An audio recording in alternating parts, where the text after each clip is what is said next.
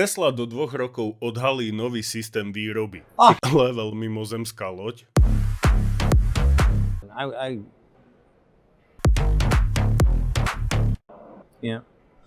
Yeah, cool, way cool.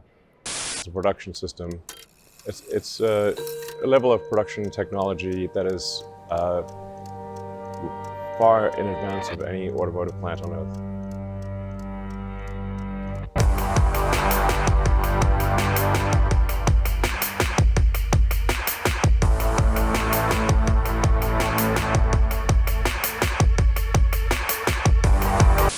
Anyway, first off, thank you so much. I really appreciate it. Yeah, I appreciate your analysis over the years. It's, I think, accurate and thoughtful. Sandy ťažko skritizoval kvalitu a procesy výroby prvých modelov 3. I mean, the Cybertruck is, probably our most revolutionary product. So, for it to actually reach production and to deliver the first production articles to people, which means it's passed all of the regulatory tests and is reliable and something that can be out there on the roads was extremely difficult. I've often said that prototypes are easy, production is hard. With a small team, you can make a prototype of almost anything in maybe six months with 100 people, but to actually create a production system, you need 10,000 people and 2 years or 3 years. Yeah. Vývoj myšlienok ohľadom veľkovýroby za posledných 10 rokov nájdeš zo strihu, ktorý trval 30 hodín a vieš ho skonzumovať za 20 minút. Manufacturing education really and truly is remarkable, and I'm very, very happy that Ford is sponsoring us. Have you ever been beaten by a wet spaghetti noodle by your girlfriend because she has a twin sister and you got confused and fucked her dad? Well, that's how it feels to drive a Ford F-250. Ford. Thank you very much. Enjoy the show. 48 volts. I mean, so how difficult was it to get that to happen? Well, it's very difficult to change the bus voltage from 12 to 48 because there are hundreds of things that interface to the low voltage bus. Everything is set. Everything's set to 12 volts.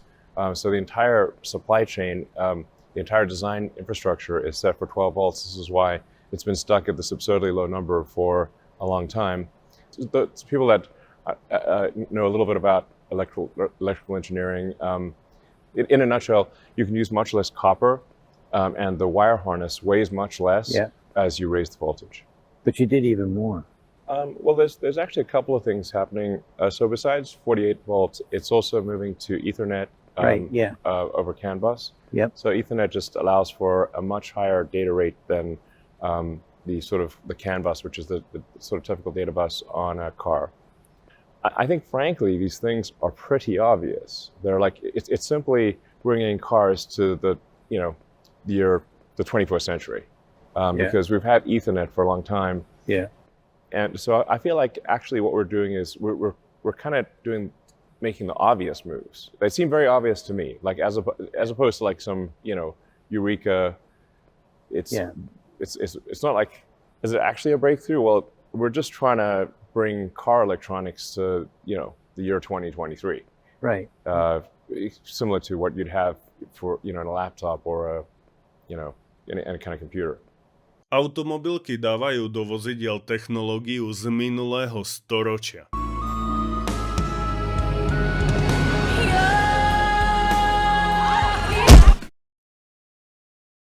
But to make a decision like that usually involves, number one, a bunch of MBAs, and number two, lawyers. And as soon as that comes into play, boom, I don't care what engineer, if you haven't got a leader that's going to be, no, I don't care, just do it. And that kind of an obvious idea to an engineer is totally oblivious to people who count beans and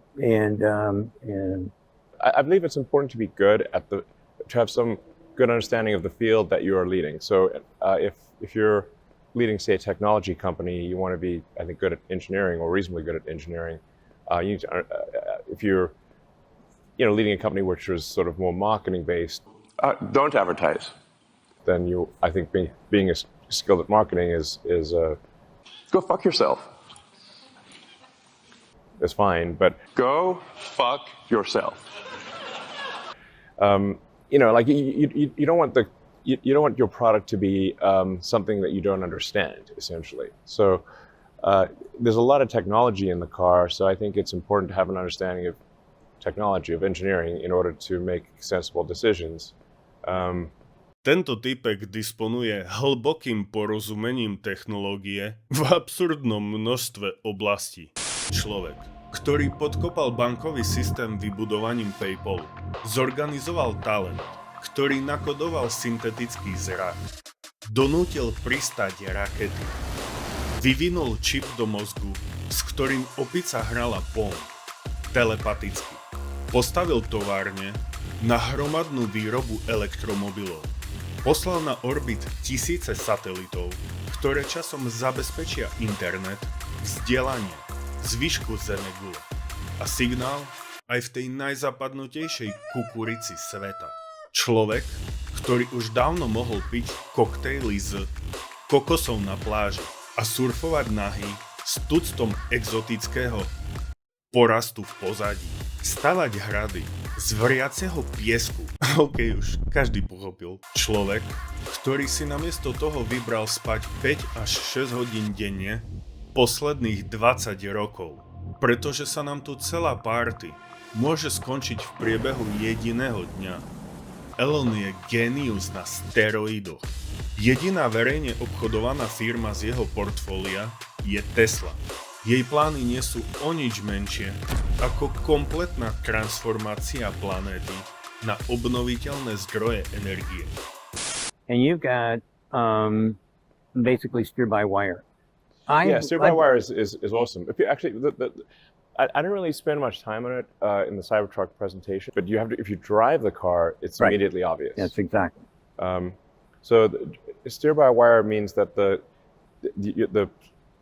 steering yoke is not mechanically connected to the wheels.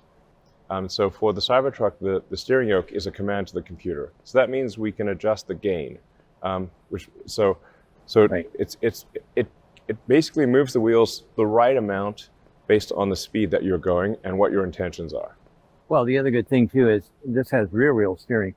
In a parking lot, This is going to kick everyone's tail. Yes, I mean, it turns like a small car, even though it's a big car. This car has got so many, or this truck has got so many applications that engineers have been talking about since, I don't know, Moses was a pup. This is kind of like everything that I was kind of hoping to see.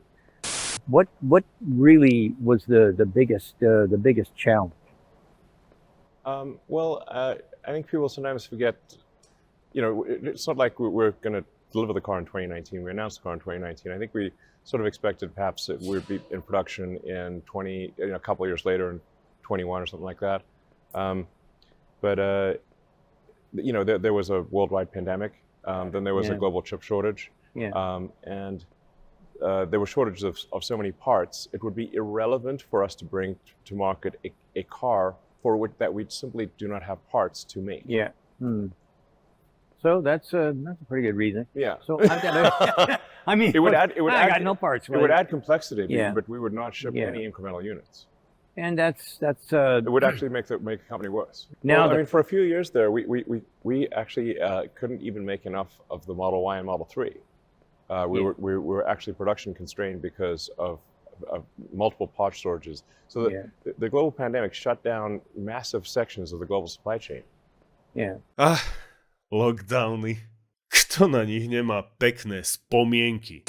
Áno, provokujem túto vanilkovú dobu, aby tu ostali mysle, ktoré schvenia vzduchu v ušiach, nemajú trvalé následky. Poslušní si o sebe vždy myslia, že sú skôr cnostní, než zbabeli. Za každé zrušenie odberu zapalím jednu sviečku.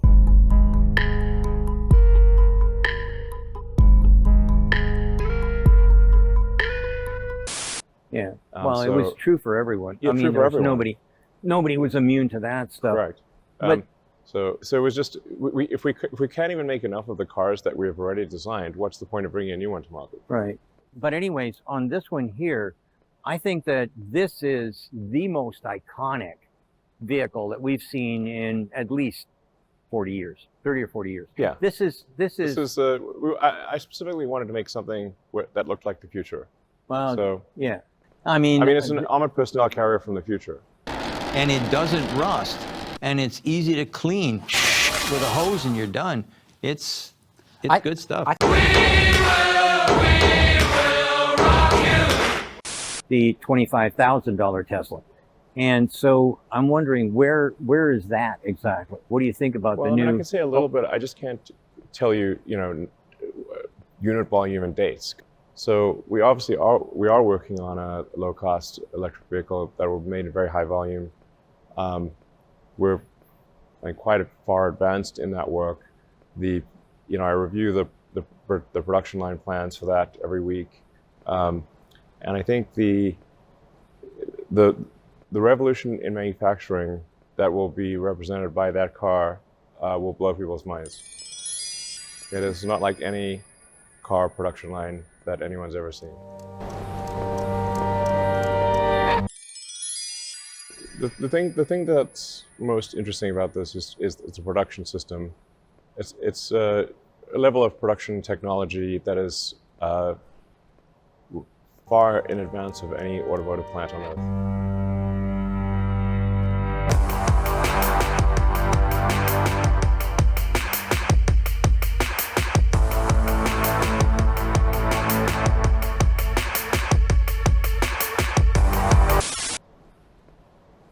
I can hardly wait now. Yeah, it's going to be cool.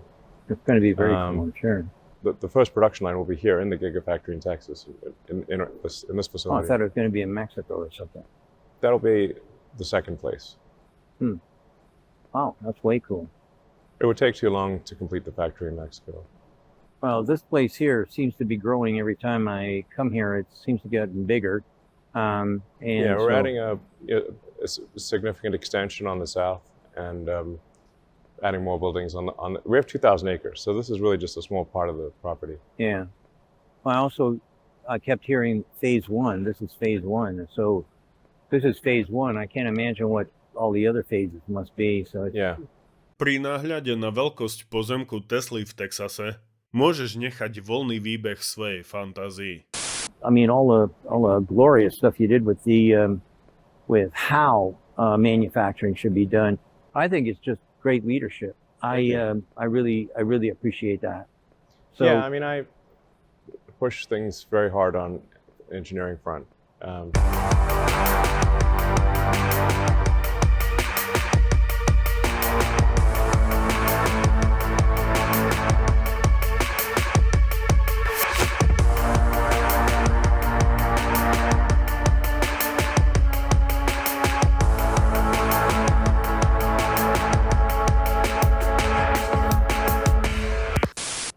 So we would have been more adventurous actually with the Model 3 or Model Y, but we couldn't take a chance on being too radical, because if those were bet the company cars. So with the Cybertruck, it's no longer a bet the company situation. So we have the freedom to be adventurous here. Yep. Tesla je už dlhú dobu finančne stabilná, s pevným štítom vyše 20 miliard kešu. Čiže čakám ďalšie prekvapenia.